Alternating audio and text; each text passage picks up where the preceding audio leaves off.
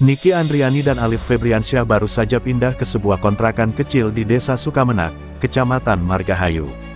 Keduanya telah menjalin hubungan selama lebih dari 2 tahun, dan meskipun belum menikah, mereka memutuskan untuk tinggal bersama. Kontrakan itu sederhana, hanya terdiri dari 1 kamar tidur, ruang tamu kecil, serta dapur yang menyatu dengan kamar mandi. Lingkungan di sekitar mereka cukup tenang, dengan tetangga yang ramah meskipun tidak terlalu mencampuri urusan orang lain. Awalnya, kehidupan di sana terasa damai. Mereka saling mencintai, sering memasak bersama, dan bercanda seperti pasangan muda yang tengah menikmati kebersamaan mereka. Namun, di balik semua itu, ada sesuatu yang mulai mengusik hubungan mereka, sesuatu yang perlahan meretakkan kebahagiaan yang mereka ciptakan. Beberapa minggu setelah menetap, Niki mulai merasa ada yang berbeda pada tubuhnya. Ia sering merasa mual di pagi hari, tubuhnya lemas, dan emosinya lebih sensitif dari biasanya. Ia curiga bahwa dirinya hamil. Dengan perasaan berdebar, ia membeli test pack dan menggunakannya di kamar mandi kontrakan mereka. Ketika 2 garis merah muncul di alat uji kehamilan itu, perasaannya bercampur aduk antara bahagia dan takut. Ia menatap cermin, mencoba meyakinkan dirinya sendiri bahwa ini adalah anugerah. Dengan hati-hati, ia menyampaikan kabar ini kepada Alif saat makan malam. Namun, reaksi yang ia dapatkan jauh dari yang diharapkannya. Alif terdiam cukup lama setelah mendengar berita itu. Matanya menatap kosong ke piringnya, lalu ia mendesah berat. "Kita belum siap, Nick," katanya dingin. "Kamu tahu sendiri, kondisi kita masih berantakan. Kita belum menikah, belum punya penghasilan tetap. Bagaimana kalau kita pikirkan opsi lain?" Niki tertegun. Ia tahu maksud dari kata-kata Alif. Opsi lain yang dimaksud adalah menggugurkan kandungan mereka. Hatanya mencelos, tetapi ia tetap berusaha berpikir jernih. Dengan suara gemetar, ia menjawab, "Aku tidak bisa, Liv. Ini anak kita." Namun, Alif bersikeras bahwa mereka belum siap dan mulai mendesak Niki untuk mempertimbangkan keputusannya kembali. Hari-hari berikutnya dipenuhi dengan ketegangan. Alif terus-menerus membahas tentang menggugurkan kandungan, bahkan mencari informasi mengenai cara melakukannya. Namun, Niki tetap teguh pada keputusannya untuk mempertahankan bayi mereka. Setiap kali Alif mencoba membujuknya, ia hanya bisa menggeleng sambil menahan air mata. Bagi Niki, bayi dalam kandungannya bukan hanya sekadar janin, tetapi bagian dari dirinya, bagian dari cinta yang dulu mereka jalani dengan bahagia. Ia yakin bahwa mereka bisa melewati semuanya bersama, selama Alif mau bertanggung jawab. Namun, keyakinannya mulai goyah ketika sikap Alif semakin dingin. Suatu malam, mereka kembali bertengkar hebat. Alif yang frustrasi mulai membentak, sesuatu yang belum pernah ia lakukan sebelumnya. "Kamu pikir semua ini mudah? Kamu pikir aku bisa tiba-tiba jadi ayah sementara hidupku sendiri belum jelas?" Suaranya bergetar penuh emosi. Niki menangis, merasa terpojok. "Aku nggak pernah minta kamu jadi sempurna, Liv. Aku cuma minta kamu bertanggung jawab," jawabnya dengan suara lirih. Namun, jawaban itu justru semakin membuat Alif marah. Ia melempar gelas ke dinding, pecahannya berserakan di lantai kontrakan mereka. Tetangga yang mendengar pertengkaran itu hanya bisa berbisik-bisik, tetapi tidak ada yang berani mencampuri urusan mereka. Setelah pertengkaran malam itu, Niki mulai merasa bahwa keselamatannya terancam. Alif berubah semakin kasar, meski belum sampai menyentuhnya secara fisik. Tatapan matanya berbeda, penuh dengan kemarahan yang terus dipendam. Niki pun memutuskan untuk pergi. Ia merencanakan kepulangannya ke rumah orang tuanya, berpikir bahwa itu adalah satu-satunya cara untuk menyelamatkan dirinya dan bayinya. Namun, sebelum ia sempat benar-benar pergi, tragedi itu terjadi. Sabtu siang itu, Niki kembali mengutarakan niatnya untuk pergi dari kontrakan. "Aku mau pulang, Liv. Aku nggak bisa tinggal di sini kalau kamu terus memaksa aku menggugurkan anak ini," ucapnya tegas. Ia telah menyiapkan tasnya, hanya tinggal menunggu waktu yang tepat untuk pergi. Namun, Alif tidak bisa menerima keputusan itu. Baginya, kepergian Niki berarti akhir dari segalanya. Ia merasa dikhianati, ditinggalkan dalam kondisi yang tidak ia inginkan. Amarahnya memuncak, dan dalam sekejap, semuanya berubah. Saat Niki berusaha pergi, Alif menarik tangannya dengan kasar.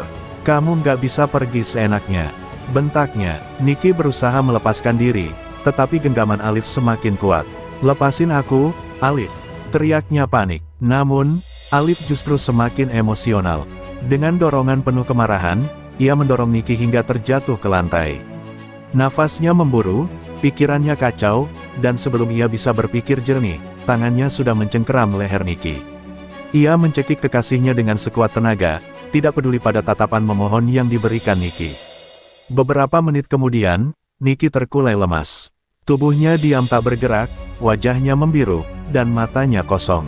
Alif melepaskan tangannya, tersentak melihat apa yang baru saja ia lakukan. Tangannya gemetar, dadanya naik turun dengan napas tidak beraturan. Ia membunuh wanita yang selama ini ia cintai. Keheningan memenuhi kontrakan itu, hanya suara detak jam yang terus berdetak, seakan menghitung waktu menuju kehancurannya. Alif terduduk di lantai, menatap tubuh Nicky yang kini tidak bernyawa. Ia tahu bahwa hidupnya sudah berakhir. Namun, ia tetap berusaha menutupi jejak kejahatannya, berharap bisa melarikan diri dari kenyataan yang mengerikan ini. Setelah memastikan Nicky benar-benar tidak bernyawa, Alif terduduk lemas di lantai. Pikirannya berputar liar, mencoba mencari jalan keluar dari situasi yang kini dihadapinya. Keringat dingin mengalir di pelipisnya, tangannya masih gemetar setelah melakukan sesuatu yang bahkan tidak pernah ia bayangkan sebelumnya. Ia melihat sekeliling kamar, menatap tubuh Nicky yang terbaring kaku di lantai dengan wajah pucat membiru.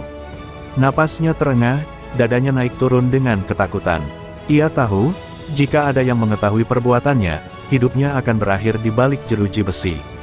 Dengan terburu-buru, Alif mencari cara untuk menghapus jejak kejahatannya. Ia mengambil kain pel dan mulai membersihkan lantai dari tanda-tanda perlawanan yang sempat terjadi. Ia mengatur posisi tubuh Nicky di atas kasur, mencoba membuatnya terlihat seperti sedang tidur. Namun, ketika melihat wajah Nicky yang tak lagi bernyawa, pikirannya kembali kacau. Bayangan tentang kebersamaan mereka berdua berkelebat di kepalanya, tawa Nicky, suaranya yang lembut, dan caranya memandang Alif dengan penuh kasih. Sekarang, semua itu telah hilang. Dengan tangan masih bergetar, Alif mengambil ponselnya dan mencoba mencari cara untuk menghilang sebelum ada yang menemukan mayat Nicky. Namun, rencananya tidak berjalan mulus. Beberapa tetangga yang mendengar pertengkaran mereka sebelumnya mulai merasa curiga. Beberapa kali mereka mengetuk pintu, tetapi tidak ada jawaban. Mereka berbisik-bisik di luar kontrakan, mencoba memastikan apakah semuanya baik-baik saja.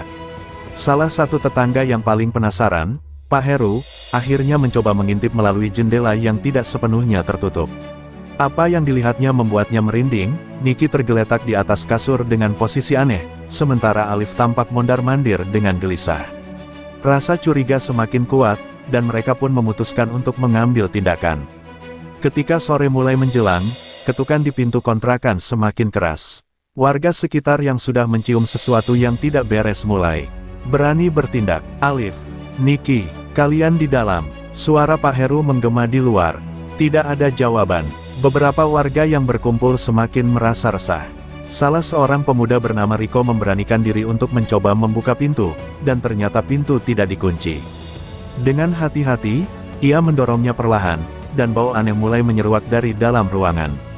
Ketika pintu terbuka lebar, mereka melihat sesuatu yang membuat mereka terdiam dengan wajah pucat. Nicky tergeletak di atas kasur dalam keadaan tidak bergerak, tubuhnya sudah dingin, wajahnya membiru dengan bekas cekikan yang jelas di lehernya. Seorang ibu-ibu yang ikut masuk spontan menjerit ketakutan, membuat suasana semakin mencekam. Warga yang lain segera masuk, sebagian mundur dengan ngeri, sebagian mencoba memastikan apakah Nicky masih bernyawa.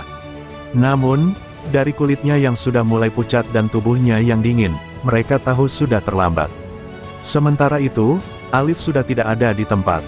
Begitu menyadari kecurigaan warga, ia kabur beberapa menit sebelum mereka masuk, meninggalkan kekasihnya dalam keadaan mengenaskan. Pak Heru segera menghubungi polisi, dan dalam hitungan menit, sirene meraung di sepanjang jalan kecil menuju kontrakan itu. Polisi datang dengan cepat, mengamankan lokasi dan mulai melakukan penyelidikan.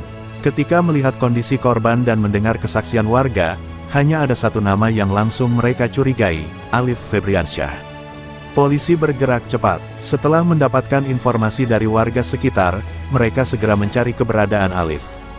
Berdasarkan keterangan beberapa orang yang sempat melihatnya, Alif terlihat keluar dari kontrakan dengan langkah terburu-buru, seolah sedang melarikan diri. Mereka menyisir area sekitar, mulai dari terminal terdekat hingga tempat-tempat yang mungkin menjadi lokasi persembunyiannya. Wajah Alif pun mulai disebarluaskan sebagai buronan utama dalam kasus ini. Sementara itu, Alif sendiri tidak tahu harus pergi kemana. Ia berjalan tanpa arah, kepalanya penuh dengan ketakutan dan penyesalan. Ia sadar bahwa waktunya tidak banyak, bahwa cepat atau lambat polisi akan menemukannya.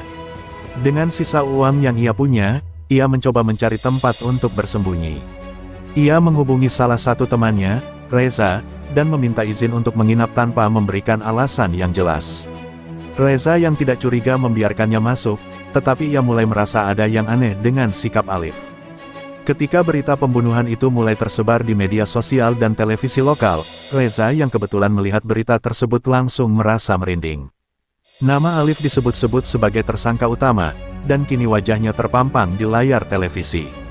Dengan tangan gemetar, Reza berusaha bersikap biasa saja. Namun, ia tahu ia harus melakukan sesuatu. Tanpa sepengetahuan Alif, ia segera menghubungi pihak berwajib dan melaporkan keberadaan temannya itu. Polisi yang sudah siaga langsung bergerak menuju lokasi persembunyian Alif, siap menangkapnya dalam keadaan hidup atau mati. Malam itu, Alif duduk di sudut ruangan rumah Reza, wajahnya pucat, matanya kosong, dan pikirannya berantakan. Ia tahu bahwa kabur bukanlah solusi, tapi ia juga tidak bisa membayangkan dirinya di balik jeruji besi. Di luar rumah, suara kendaraan melintas dengan tenang, tetapi di dalam hatinya, kepanikan semakin menjadi. Ia menghabiskan rokok demi rokok, berharap asapnya bisa menutupi rasa takut yang semakin mencekik. Reza, yang sejak tadi mencoba bersikap normal, mulai merasa gelisah. Ia tahu polisi akan segera datang, dan ia harus memastikan Alif tidak mencurigai apapun sebelum itu terjadi. Tak butuh waktu lama, suara deru mobil dan langkah kaki berat terdengar di depan rumah. Dalam hitungan detik, pintu rumah didobrak, dan polisi bersenjata lengkap masuk dengan sigap. "Jangan bergerak, Alif," teriak salah satu petugas. Alif yang terkejut hanya bisa terpaku di tempatnya, tangannya gemetar, keringat dingin membanjiri tubuhnya. Ia sempat mencoba melarikan diri melalui pintu belakang, tetapi polisi sudah mengepung seluruh area. Dengan cepat, mereka membekuknya dan memborgol tangannya ke belakang. Dalam perjalanan ke kantor polisi, Alif hanya bisa menatap kosong keluar jendela mobil patroli. Kilatan lampu jalanan menerpa wajahnya yang pucat, sementara pikirannya melayang ke kejadian yang membawanya ke titik ini. Ia membunuh wanita yang mencintainya, ibu dari anaknya sendiri, dan sekarang ia harus membayar harga atas perbuatannya. Saat mobil berhenti di depan kantor polisi, sorotan kamera dari wartawan menyambutnya. Ia menunduk, mencoba menghindari tatapan dunia yang kini melihatnya sebagai pembunuh. Di ruang interogasi, Alif duduk dengan tangan terborgol di atas meja. Di depannya, seorang penyidik menatapnya tajam, menunggu jawaban yang jelas. "Ceritakan semuanya dari awal," ujar penyidik dengan suara tegas. Alif menelan ludah, menarik napas panjang sebelum akhirnya mulai berbicara. Ia mengakui semuanya, pertengkaran yang terjadi, permintaannya agar Niki menggugurkan kandungan, dan bagaimana kemarahannya memuncak hingga ia kehilangan kendali. Ia berbicara dengan nada datar, seolah-olah sedang menceritakan kisah orang lain, bukan dirinya sendiri. "Aku nggak berniat membunuhnya," gumamnya pelan. "Tapi waktu dia bilang mau pergi, aku nggak bisa terima. Aku cuma ingin dia tetap di sini, tetap bersamaku." Matanya memerah, tetapi tidak ada air mata yang jatuh. Penyesalan terpampang jelas di wajahnya, tetapi itu tidak akan mengubah kenyataan bahwa ia telah menghilangkan nyawa seseorang. Penyidik hanya mengangguk, mencatat setiap detail yang diucapkan Alif. Bukti-bukti sudah cukup kuat, dan dengan pengakuan ini, kasusnya hampir sepenuhnya terpecahkan. Keesokan harinya, polisi menggelar konferensi pers untuk mengumumkan hasil penyelidikan. Kapolresta Bandung, Kombes Pol Aldi Subartono, menjelaskan kepada awak media bahwa motif pembunuhan adalah karena korban menolak menggugurkan kandungannya. Berita itu segera menyebar luas, mengundang beragam reaksi dari masyarakat. Beberapa merasa marah dan jijik atas tindakan Alif, sementara yang lain hanya bisa menggelengkan kepala, menyayangkan bagaimana cinta bisa berubah menjadi kebencian yang begitu dalam. Di tempat lain, keluarga Niki tenggelam dalam duka yang mendalam. Ibunya tidak berhenti menangis sejak mendapat kabar kematian putrinya. Ayahnya, yang selama ini dikenal sebagai pria tegar, hanya bisa menatap kosong ke peti jenazah anaknya. Mereka tidak pernah menyangka bahwa putri mereka akan pergi dengan cara yang begitu tragis. Di rumah duka, teman-teman dan kerabat berdatangan, memberikan doa dan dukungan bagi keluarga yang ditinggalkan. Pemakaman Nicky berlangsung dengan penuh isak tangis. Udara sore yang mendung seakan ikut berduka, membuat suasana semakin muram. Beberapa sahabat Nicky menggenggam bunga putih, menaburkannya ke atas peti sebelum tanah mulai menutup tubuhnya selamanya. "Kamu nggak sendirian, Nick," bisik seorang sahabatnya sambil menahan tangis. "Kami akan selalu mengenangmu." Tidak ada yang bisa berkata banyak, semuanya masih terlalu sulit untuk diterima. Di sudut yang jauh dari keramaian, seorang wanita paruh baya berdiri mematung. Ia adalah ibu dari Alif. Air mata mengalir di pipinya saat ia menyaksikan pemakaman gadis yang seharusnya menjadi menantunya. Ia tahu, setelah ini, hidup anaknya tidak akan pernah sama lagi. Ia ingin meminta maaf, ingin menjelaskan bahwa ia juga merasa kehilangan, tetapi ia tahu bahwa tidak ada kata-kata yang cukup untuk menghapus luka yang telah ditorehkan oleh putranya. Beberapa bulan setelah penangkapan, persidangan Alif akhirnya dimulai. Ruang sidang dipenuhi oleh para jurnalis, keluarga korban, serta masyarakat yang penasaran dengan nasib pria yang telah menjadi buah bibir itu. Alif duduk di kursi terdakwa dengan kepala tertunduk. Ia tidak berusaha membela diri, karena ia tahu bahwa semua bukti sudah jelas. Jaksa penuntut dengan tegas menjelaskan kronologi pembunuhan, memperlihatkan foto-foto dari tempat kejadian perkara yang membuat beberapa orang bergidik ngeri.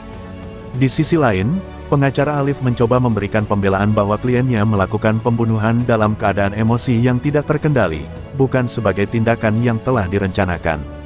Namun, jaksa membantah argumen itu dengan fakta bahwa Alif telah lebih dulu berusaha menutupi jejaknya, yang menunjukkan adanya unsur kesengajaan.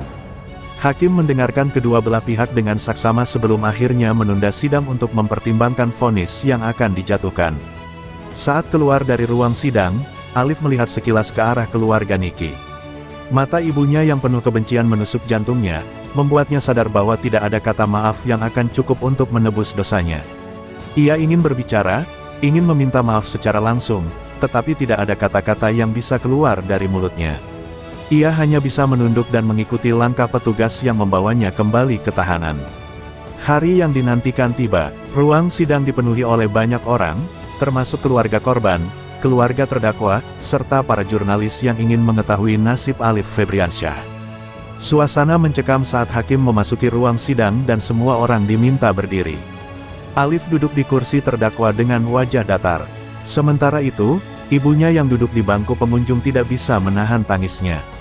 Hakim membacakan putusannya dengan suara tegas. Berdasarkan bukti yang ada, saksi-saksi yang telah dihadirkan, serta pengakuan terdakwa, majelis hakim sepakat bahwa Alif terbukti bersalah melakukan pembunuhan berencana. Meski pembelaannya menyebutkan bahwa ia bertindak dalam emosi sesaat, bukti menunjukkan bahwa ia sudah pernah meminta Nicky menggugurkan kandungan sebelum akhirnya membunuhnya. Setelah mempertimbangkan semua aspek, hakim menjatuhkan vonis 20 tahun penjara kepada Alif. Suasana di ruang sidang hening sejenak sebelum akhirnya pecah oleh tangis keluarga Nicky yang merasa bahwa hukuman itu masih terlalu ringan. Ayah Nicky menatap Alif dengan mata merah, menahan amarah dan kesedihan yang begitu dalam. "Dia pantas dihukum lebih berat," teriaknya sebelum diredam oleh pihak keamanan. Di sisi lain, ibu Alif jatuh terduduk, menangisi nasib anaknya yang harus menghabiskan sebagian besar hidupnya di balik jeruji besi. Sementara itu, Alif hanya menunduk, menerima hukuman itu tanpa ekspresi. Setelah sidang, Alif dipindahkan ke lembaga pemasyarakatan untuk menjalani hukumannya. Hari-hari pertama di penjara terasa begitu berat. Setiap malam, ia terjaga, dihantui oleh bayangan Nicky dan janin yang seharusnya menjadi anak mereka. Wajah Nicky yang penuh ketakutan di detik-detik terakhir hidupnya terus membayanginya. Rasa bersalah semakin menghantam, tetapi ia tahu, tidak ada lagi yang bisa ia lakukan untuk mengubah keadaan. Di dalam penjara, Alif mencoba beradaptasi dengan kehidupan barunya. Ia bertemu dengan para narapidana lain yang memiliki kisah mereka masing-masing. Beberapa di antaranya adalah pembunuh seperti dirinya, sementara yang lain hanya korban keadaan. Perlahan, ia mulai menerima kenyataan bahwa inilah hidupnya sekarang. Tidak ada lagi kebebasan, tidak ada lagi kesempatan untuk mengulang masa lalu. Setiap hari, ia bangun di tempat yang sama, melihat langit yang sama dari balik jeruji, dan menjalani rutinitas yang sama tanpa harapan akan kebebasan dalam waktu dekat. Ibunya masih sesekali mengunjunginya, meski semakin jarang. Dalam setiap pertemuan, wanita itu selalu menangis, memegang tangan anaknya dengan erat, berharap waktu bisa diputar kembali. "Seandainya kamu bisa menahan emosi, seandainya kamu bisa berpikir lebih jauh," ucapnya dengan suara bergetar. Alif hanya diam, menerima semua kata-kata itu tanpa membantah. Ia tahu, ibunya benar. Kini, semua yang bisa ia lakukan hanyalah bertahan dan menunggu waktu berjalan. Sementara itu, keluarga Niki masih berusaha menerima kenyataan bahwa putri mereka tidak akan pernah kembali. Ibunya hampir setiap hari mengunjungi makam Niki, berbicara kepada batu nisan seolah anaknya masih bisa mendengarnya. "Kamu pasti senang di sana, ya, Nak?" "Ma, rindu sekali." Suaranya lirih, penuh kepedihan.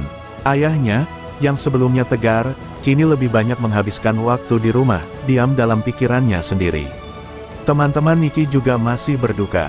Beberapa dari mereka sering mengunjungi makamnya, membawa bunga dan berdoa. Mereka masih tidak percaya bahwa seseorang yang penuh kehidupan seperti Niki bisa pergi begitu cepat, dengan cara yang begitu tragis.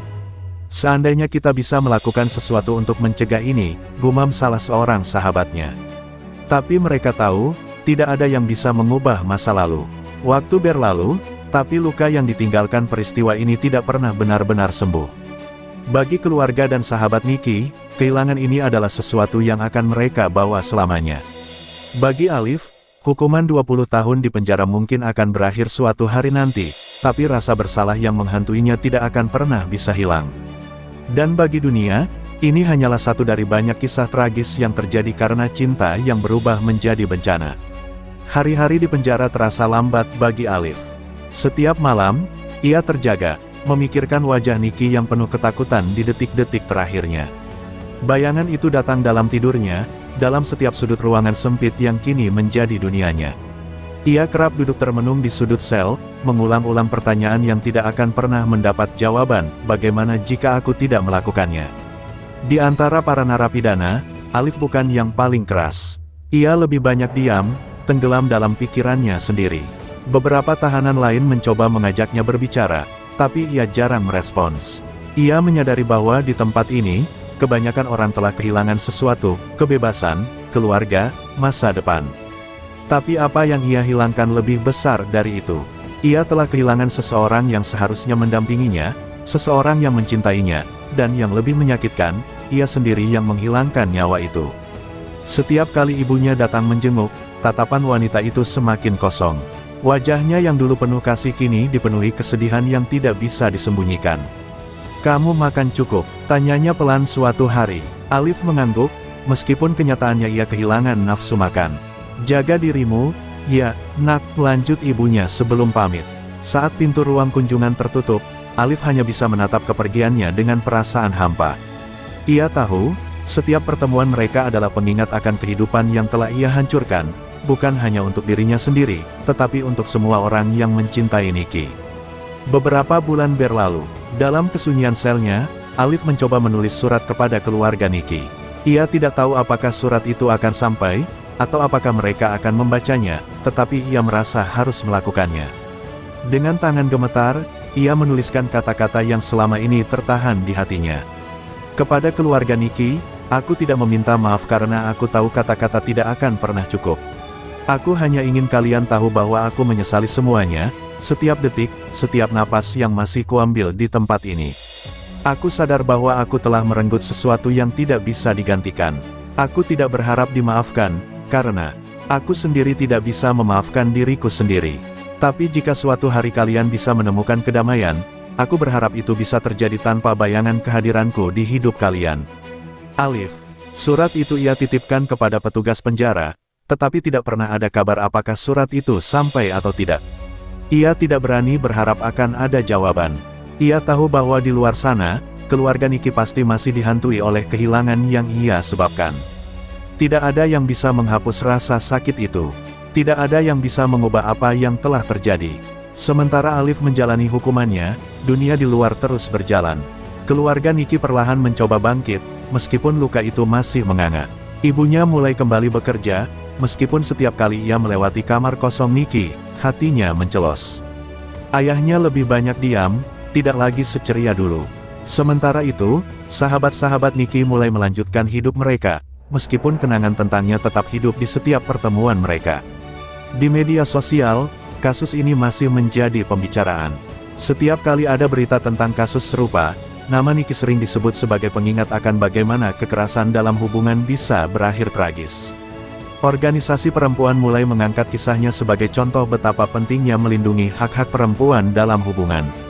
Meskipun nyawa Nicky telah hilang, kisahnya tetap hidup, menjadi pelajaran bagi banyak orang agar tidak mengabaikan tanda-tanda bahaya dalam sebuah hubungan.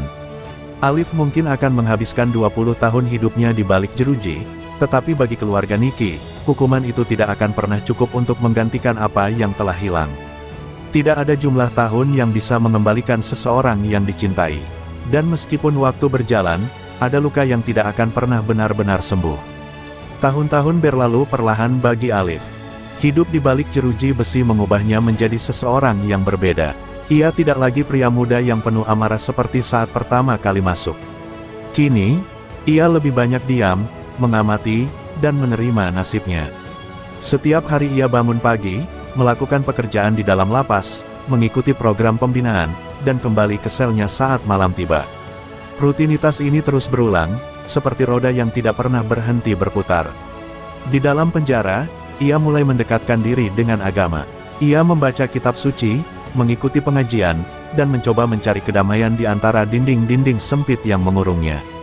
Namun, kedamaian itu sulit ditemukan. Setiap kali ia menutup mata untuk berdoa, wajah Nicky selalu muncul di pikirannya. Seberapa banyak pun ia beribadah, rasa bersalah itu tetap menghantuinya. Apakah Tuhan masih mau memaafkanku? Pikirnya setiap malam. Selama di penjara, ia jarang berbicara dengan orang lain kecuali untuk hal-hal penting. Beberapa napi lain pernah mencoba mengajaknya berbincang, tapi Alif selalu menolak. Ia tahu, ia tidak butuh teman di tempat ini. Yang ia butuhkan hanyalah waktu untuk menebus dosa yang tidak akan pernah bisa ditebus. Sementara itu, keluarga Nicky terus berjuang untuk melanjutkan hidup. Ibunya kini lebih banyak menghabiskan waktu di komunitas sosial, membantu perempuan-perempuan yang mengalami kekerasan dalam hubungan mereka. Baginya, ini adalah satu-satunya cara untuk merasa bahwa kematian Nicky tidak sia-sia. "Aku tidak bisa menyelamatkan anakku," katanya dalam sebuah seminar, "tapi aku bisa membantu perempuan lain agar tidak mengalami hal yang sama." Ayah Nicky, yang sempat tenggelam dalam kesedihan, perlahan mulai kembali ke rutinitasnya. Namun, ada sesuatu yang hilang dalam dirinya. Ia tidak lagi seceria dulu. Setiap kali ia melihat pasangan muda berjalan bersama, ia selalu teringat bagaimana seharusnya Nicky masih hidup, masih bisa bahagia, dan mungkin sudah menjadi seorang ibu. Sahabat-sahabat Nicky pun tak pernah melupakannya. Mereka sering berkumpul setiap tahun di hari ulang tahunnya, menyalakan lilin dan mengirim doa. Meski Nicky sudah tiada, ia tetap hidup dalam ingatan mereka. Suatu hari, seorang sipir penjara datang ke sel Alif dengan membawa sebuah surat. "Ini dikembalikan," katanya sambil menyerahkan amplop lusuh itu. Alif menatapnya, mengenali tulisan tangannya sendiri di bagian depan. Itu adalah surat yang pernah ia kirimkan untuk keluarga Nicky bertahun-tahun lalu. Ia membuka surat itu dan membacanya lagi. Kata-kata yang ia tulis masih sama, tetapi kini terasa lebih menyakitkan. Ia tahu, keluarga Nicky tidak mau membaca permintaan maafnya. Mereka tidak ingin mendengar apapun darinya, dan ia tidak bisa menyalahkan mereka. Ia hanya bisa menerima kenyataan bahwa bagi mereka, ia sudah mati sejak hari ia membunuh Nicky. Alif merobek surat itu menjadi potongan-potongan kecil, membiarkannya jatuh ke lantai selnya. Ia menarik napas dalam-dalam. Mungkin ini adalah hukuman yang sebenarnya, bukan hanya 20 tahun di penjara, tetapi hidup dengan penyesalan yang tidak akan pernah hilang. 20 tahun berlalu, Alif kini bukan lagi pria muda berusia 27 tahun. Ia keluar dari penjara sebagai pria berusia 47 tahun, dengan rambut yang mulai memutih dan wajah yang penuh garis-garis kelelahan. Dunia di luar telah berubah, tetapi baginya, semuanya terasa asing.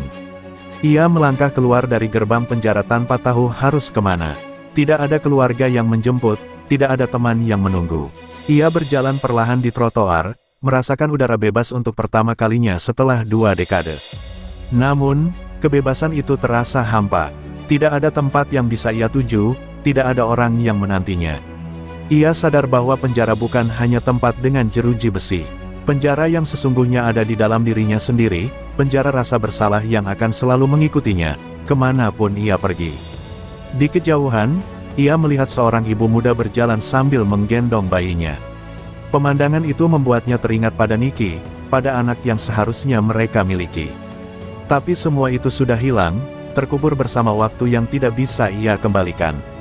Alif menghela napas panjang, lalu melangkah pergi. Ia tidak tahu apa yang akan terjadi selanjutnya, tetapi satu hal yang pasti, beberapa kesalahan tidak bisa diperbaiki, beberapa dosa tidak bisa ditebus. Dan untuknya, hukuman yang sebenarnya baru saja dimulai. Kisah ini adalah cerminan dari betapa berbahayanya emosi yang tidak terkontrol dan keputusan yang diambil dalam kemarahan. Alif, yang awalnya hanya seorang pria biasa dengan masa depan, kehilangan segalanya karena ketidakmampuannya menghadapi kenyataan. Ia membiarkan ego dan amarah menguasainya, hingga akhirnya menyesal seumur hidup. Sementara itu, Nikki, yang seharusnya memiliki masa depan cerah, harus kehilangan nyawanya hanya karena ia mempertahankan haknya sebagai seorang ibu. Kejadian seperti ini bukan sekadar cerita fiksi. Di dunia nyata, banyak perempuan yang menjadi korban kekerasan dalam hubungan karena pasangan mereka tidak bisa menerima tanggung jawab atau menekan ego mereka sendiri. Kasus Nikki adalah pengingat bahwa cinta sejati seharusnya membawa kebahagiaan, bukan ketakutan dan ancaman. Dan bagi siapapun yang merasa terjebak dalam hubungan yang penuh kekerasan, jangan pernah ragu untuk mencari bantuan dan melindungi diri sendiri sebelum semuanya terlambat. Keputusan yang diambil dalam amarah seringkali membawa penyesalan seumur hidup. Tidak ada masalah yang tidak bisa diselesaikan dengan kepala dingin dan komunikasi yang baik. Tidak ada seorang pun yang berhak menentukan hidup atau mati orang lain. Setiap individu memiliki hak atas tubuh dan kehidupannya sendiri. Jika suatu hubungan dipenuhi ancaman, kekerasan, dan paksaan, itu bukan cinta, melainkan penguasaan. Jangan takut untuk meninggalkan hubungan yang merugikan. Penjara bisa menghukum pelaku, tetapi tidak bisa mengembalikan nyawa yang telah hilang. Oleh karena itu, berpikir sebelum bertindak adalah hal yang paling penting dalam hidup. Satu keputusan buruk bisa menghancurkan hidup banyak orang. Bertindak dengan penuh tanggung jawab adalah hal yang harus selalu diingat dalam setiap langkah kehidupan. Ya Tuhan yang Maha Pengasih, kami berdoa untuk jiwa-jiwa yang telah pergi karena kekerasan. Berikan mereka tempat terbaik di sisi-Mu, jauh dari penderitaan dan kesakitan. Lindungilah mereka yang saat ini masih terjebak dalam hubungan beracun, berikan mereka keberanian untuk melangkah pergi dan menemukan kehidupan yang lebih baik. Lembutkan hati mereka yang penuh amarah dan ego, agar mereka tidak menjadi penyebab penderitaan bagi orang lain. Jadikan dunia ini tempat yang lebih aman bagi setiap perempuan, anak, dan semua orang yang berhak hidup dalam cinta dan kedamaian. Amin.